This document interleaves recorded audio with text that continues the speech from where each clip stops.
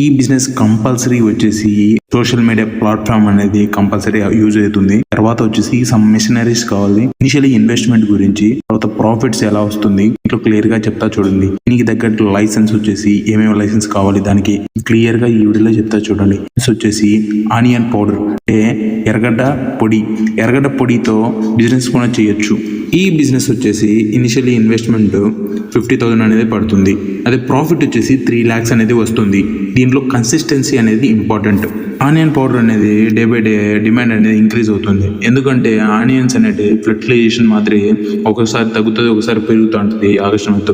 అదే మనం onion powder తయారు చేసుకుని ఆనియన్ పౌడర్ పెట్టుకుంటే కూరాకులో కానీ, ఫుడ్ ఐటమ్స్లో కానీ, లేకపోతే మెడిసిన్స్లో కానీ, ఫేస్ వాష్లో కానీ, కాస్మెటిక్ ఇండస్ట్రీ కానీ ఎక్కువ యూజ్ చేస్తూ ఉంటారు. 2 మిషన్స్ అనేది దీంట్లో ఇంపార్టెంట్ వస్తుంది.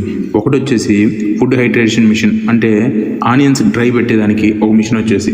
సెకండ్ వన్ వచ్చేసి మిక్సీ, అంటే పౌడర్ తయారు చేసేదానికి. ఈ 2 మిషన్స్ లింక్ కావాలంటే కామెంట్లో లింక్ అని కామెంట్ చేయండి. Follow for my content.